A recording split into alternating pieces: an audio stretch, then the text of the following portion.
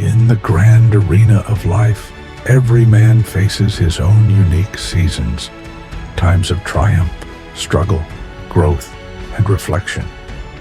Your legacy is forged not just by the challenges you face, but by the quality of your thoughts and actions. Welcome to the Legacy Podcast with Ernest Wood, where we explore the path to true happiness, enduring legacy, and becoming the man you're meant to be. Hey, welcome to Legacy Podcast. My name is Ernest Wood, and I'm glad that you have joined me today. This is the third installment of my 5 fundamentals. We've already chatted about hydration and breath, and this is going to go in the movement. And just like hydration and breath and breathing, many of us are doing it wrong. I'm gonna separate us into 3 different little categories. One is going to be the people who are skinny or don't look like they're, in horrible shape, but they really don't do a whole lot, right? They have no muscle mass. It's just maybe they walk, which is partially good. And then we also have, then we have the next big segment of people who it's like 60% now. We have the obese people, and these people usually eat very poorly. They lack movement, most likely don't go to the gym or do it in a consistent manner. And then you also have this last group. This last group is the people who I used to fall into. And it's the people who work out 5-6 days a week, 1 to 1.5 hours. They have all the pretty muscles, right? But they have no functionality, mobility, and they're in a lot of ways they're destroying their freedom of movement. So we'll go through that and talk a little bit about both or all 3, what we can do, how we can get better mobility, get better functional strength, and if you want to get those pretty muscles and keep those pretty muscles, that's fantastic. Believe me, I like it. I'm into it. But I'll give you a quick story of how I used to be. So if this sounds like you, then you can hop on and I'll tell you how you're going to feel when you're 50. I used to wake up early in the morning, I'd get in my car, drive to work.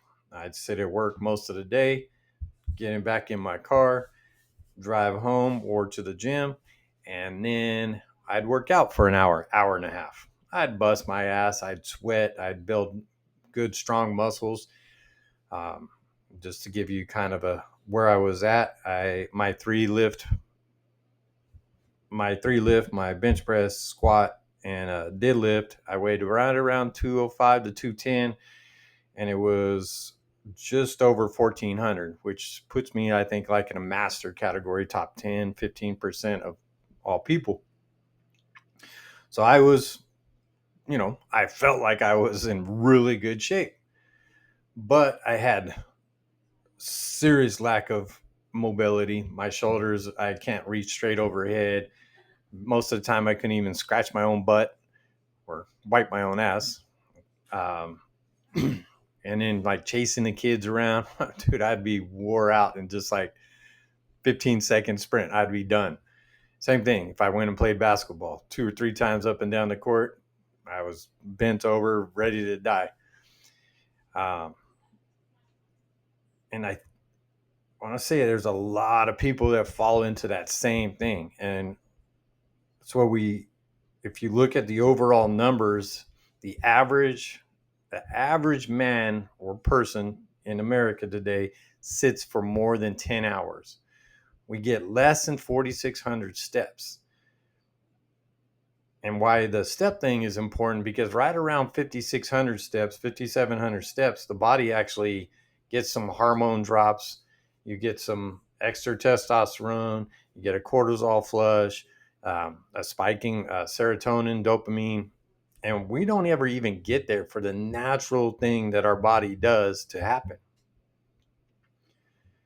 So there's many physicians and experts out there talking about sitting is like the new cigarette smoke, or smoking cigarette. And if you if you're really interested in it, do a little deep dive and see how bad sitting is. We weren't made to sit around. We, back in the old days, we were hunter gatherers.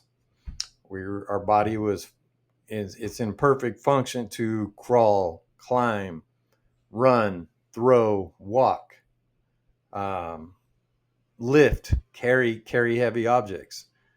I mean, most of now the time we don't carry shit, right? We put it in the back of the car. We barely get it from the cart to the back of the car, and then we we might take a couple trips back and forth from when we park in the garage to get it in the house. But besides carrying our kids around, we don't carry anything heavy. We also don't walk very far, unless you're a walker. I'm not, but in average, overall, we're only walking 4,600 steps, and the minimum that our body kind of needs is 5,600. So we're not carrying stuff. We're not walking enough. Um, I don't know. When was the last time you sweat, like truly sweat, like from a hard workout when you weren't in the gym? Has it happened? Hmm, maybe last time you were getting a little. No, I'm just kidding. But even then, we probably don't sweat that much. It's a 2 to 3 hour or 3 minute session. So let's start bringing movement, mobility, functionality into our lives. I'll give you a couple more little crazy stats. So at the age of 30, we start losing 3 to 8% of our muscle mass per decade. That's just what's going to happen in general. But you can train it, you can keep more of it, and you can be better. Here's a couple little freaking, these are crazy, right? So studies show men with a higher grip strength have up to 20% lower risk of heart disease. So grip strength, right? How does that even correlate? Well, because while you're working your grip strength, you're working everything else. And that is just like a full body determination, right? That grip strength is, the stronger you have the grip strength, the more stuff you've done, the more stuff you've moved, probably the more weights you've lifted, means that you're active. Go shake somebody's hand. Most people's grip strength is pretty bad. I'm trying to think. I think the number is like 30 seconds or something, but most people couldn't hang on the like a pull-up bar for 30 seconds. So start working on that. And why is this important? Why is just doing more than being in the gym is important, or getting your ass off the couch, or being lazy? Why is all this stuff? Because once you start hitting 50 years old, you'll notice people just like they're a little more knotted up, they're locked up, they're unable to get off the ground without using a chair or pushing it with their hands. um, and this is all stuff that you're going to have to do, and the longer you can do it, the longer you're going to be able to enjoy your life. You got to be able to enjoy your grandkids, or maybe even your kids, right? So there's four, like I was talking about earlier, some of the different things that we don't do anymore. We don't walk, we don't carry. There's four basic moving patterns that we used to do thousands of years ago that we most of us don't do nowadays. One is squatting deeply. I mean, yeah, we might squat at the gym, we might go to parallel, but try to sit in a deep squat. You know, Feel those muscles that act, your ankles, your hips. Most Try it. If you can do it, then all, great job. But if you can't, that's something that you're going to need to start working on. The other thing, we don't carry heavy loads for great distance, right? Most of us, like I said, we just barely get our shit from the garage to the house, or maybe our cart to the car. Do a little farmer's carry. Carry some heavy stuff. Grip it. Feel it. Feel the feel how, like, when you do that and walk a distance and carrying something, how it energizes the body, and the body just starts doing and operating better. Another thing we don't do is we don't rotate, crawl, or climb. um, they say just in the morning, if you can give some nice twisting and stretching motions, it helps get the valve moving. It helps, get everything flushing. It gets the, what is it, the lymphatic system starts to flush and do what it's supposed to do. And then let's see, what's the last one? In the gym, we train muscles in isolation, not movements in coordination. So if you think, what that means is, we go to the gym, we do chest that day. So we do our bench press, right? And we do a couple of things that go along with it. The next day we come in, we do back. So we do all our back stuff. And then we might do legs. So we're going to do our squats and deadlifts. But we don't train overall body strength and functionality. That's including the core. We are not, most of the time, we're not balancing when we're lifting, or we're, pulling something while we're crawling on the ground. So they say that 80% of all adults will experience back pain. And most of that's not from an injury, it's from dysfunction. It's like our body's compensating for one thing. If I have some fantastic friends that she's probably one of the smartest people ever in like physiology and how the body works and stuff. So I was having my knee was bugging super bad, and he was like, so I called him up so he could ask his wife, and he's like, oh, you need to start stretching out your neck and getting this area worked out. I'm like, that's weird. My knee's hurting. Why would I do that? But I listened because they're geniuses, and I get my neck stretched out. I buy a little thing that sits in the door jamb, put my head in there, get it all nice and done. And within a week, my knee's not hurting as bad. It's feeling a lot better. And then I was telling him I was having, like headaches and some shoulder pain and different things with the hip. And he's like, roll out your hamstrings. So the body's always compensating for our lack. Yeah, we might be super strong on the bench, but we haven't been doing our back muscles right. So you see people with their shoulders really rolled forward. You see other guys that are huge upstairs, and then they're little tiny little sissy ass legs. I mean, I can't talk shit because my calves are horrible, but I do work them. It's just I have sissy calves. But you see these guys, and they look, fantastic, whoa, big and muscular. Down the road, they're gonna start having injuries happen, because there's every layer is set up to help and get the body being able to function, right?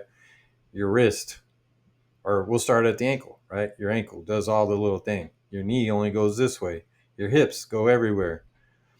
That back area goes everywhere. Then on our shoulders, or our wrist, everywhere. Shoulder or elbow, shoulders should be able to go all kinds of directions. So it's always building a stabilizer to a mover, and that's the way the body works together. I was noticing, I don't know, a couple weeks ago, I was going through it, having kind of a depression or whatever it was. I just wasn't feeling myself. I was a little stressed out, trying to wait for some stuff to happen and it wasn't happening. And I noticed that I would still get my 300 push-ups in, but I stopped moving as much as I normally do. I try to always get my steps in every day, try to be grateful, and I do little disciplines to make sure that I'm constantly moving. But I stopped doing that. And I've noticed that like the more I stopped moving, the lazier I got, the more I wanted to sleep. And the more I wanted to sleep, the more naps I took. And then I slept worse at night. And then I would wake up the next day and feel even worse. Let me know. Does that have you ever had that situation? But the crazy thing is medicine or movement is almost like a medicine. Movement is it's not just physical, it's neurological. And when you move, you're not just training muscles, you're training your brain. A couple little things is having the discipline and consistency to do it every day. You're training your brain to be able to focus, to be able to be disciplined. um, just by moving it boosts your blood flow, and it boosts especially to your, we'll call it your hippocampus, which is your memory center. So when you're moving, getting more blood flow, you're going to have better chance chance to memorize things. You're not going to forget stuff. That's where that brain fog and all that other crap comes in, right? It also lowers cortisol, which is the stress hormone. And if you know what's going on in this world, everybody is stressed nowadays. Just about everybody. It has to be in the high 90s. But everybody's so stressed because it's a constant rat race. And we have this rat race, but we're always sitting around not doing the movement and getting the different things in. So the so we're not getting that cortisol flush. And then with more movement, like I said earlier, it sparks a serotonin and dopamine. And those are the chemicals that keep you feeling sharp, confident, ready to, take on the day. So there's actual biological things that happen when you move. And that's why you feel better. That's why people, that are moving and doing stuff, they seem like they're happier because they are actually happier. It's those chemicals are natural chemicals are being flushed into the body and out of the body, and the body's doing what it's supposed to do. So now I'm going to bring in we're back, I talked about hydration, I talked about breath, movement. And with movement, why I like to start with breath is because many people, when we start doing movement, we're not breathing correctly. Watch how most people lift in the gym. They hold their breath, or even when they're stretching, they're doing any kind of strain. They're always holding their breath. Yes, it's okay, like a quick hold your breath, you get that little extra thing, but you should still be breathing through the nose, and which relaxes the nervous system and allows you to operate. So when you hold your breath and you put your body that under that stress, your body goes in that fight or flight mode, right? And that's why we get that extra little bit of strength. But overall, we're not training our bodies to be strong and effective.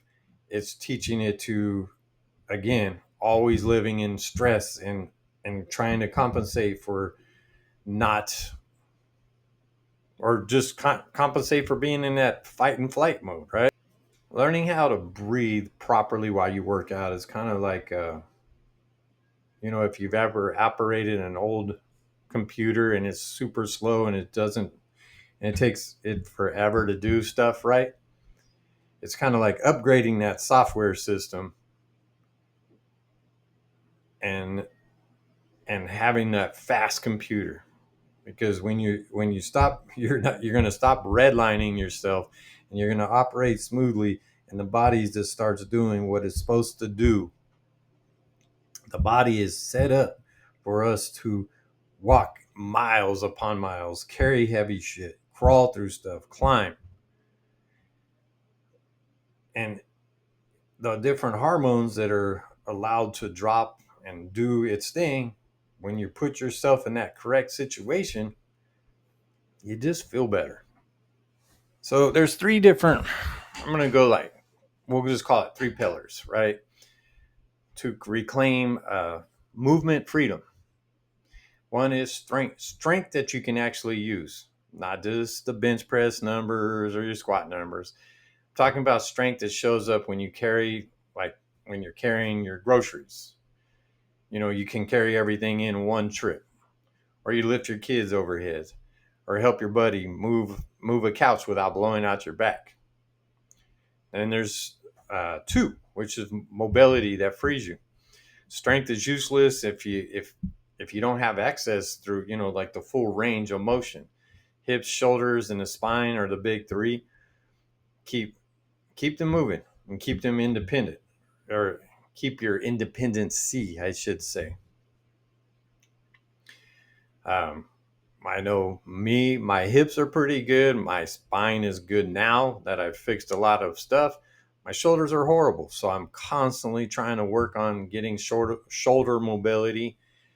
But it kills me in a lot of different things that I do. I have a hard time reaching up and trying to grab something off of a top shelf. Even lifting nowadays, I don't have that same mobility. It stops about right in that range. It's really tight and hurts. And it jacks up the golf swing, or it jacks up if I'm trying to do something or reach under something. I have the hardest time ever. So that's just some things about like why I have found it so important. And then the third pillar is breath. Breath that powers you. Learn to breathe through the work, not against it.